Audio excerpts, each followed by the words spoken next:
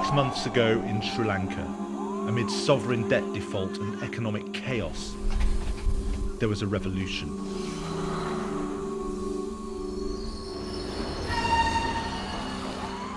A new president has since been installed. An International Monetary Fund bailout has been agreed. But half a year on, are the lives of ordinary Sri Lankans actually any better?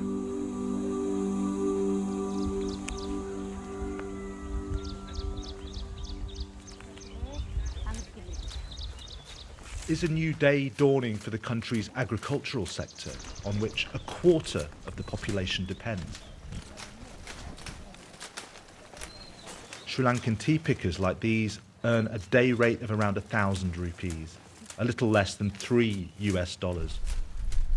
And though inflation in the country has eased slightly since last year, food prices in Sri Lanka last month were still 65% higher than a year earlier.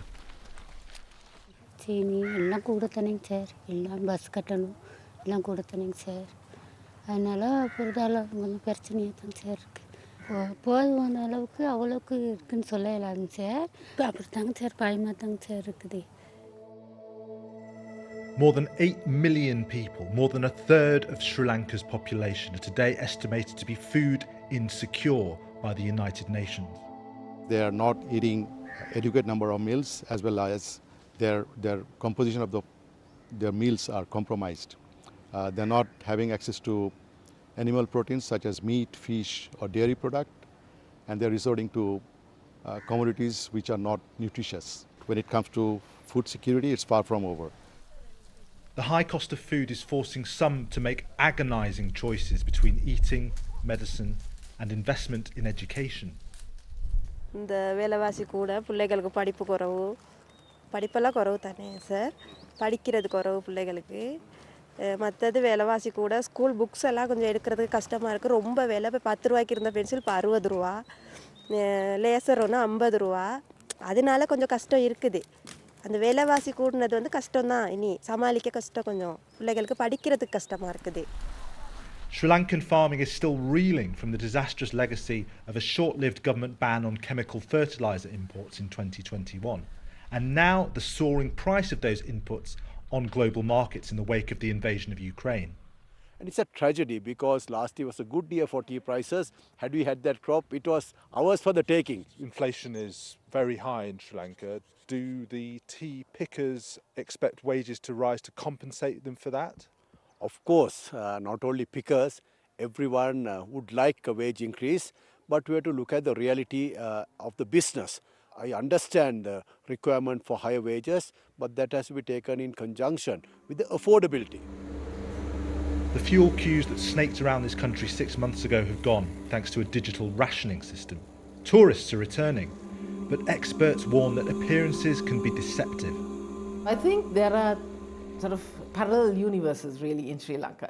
I mean, if you go out sometime in the metropolitan cities, particularly in Colombo, you'll see, one part of society living as though there's, everything is back to normal because now we've got our fuel, you can basically access most imported goods and things seem to be okay.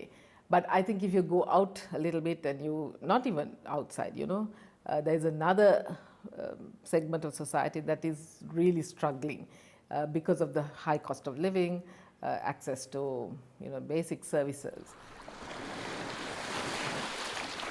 A different world from the capital Colombo can be found a 2-hour drive south down the coast. 1 million people in Sri Lanka are estimated to be reliant on fishing for their living. The cost of boat fuel for these fisherfolk in Berawala is still 4 times higher than before the crisis struck last year, making each trip into an economic gamble.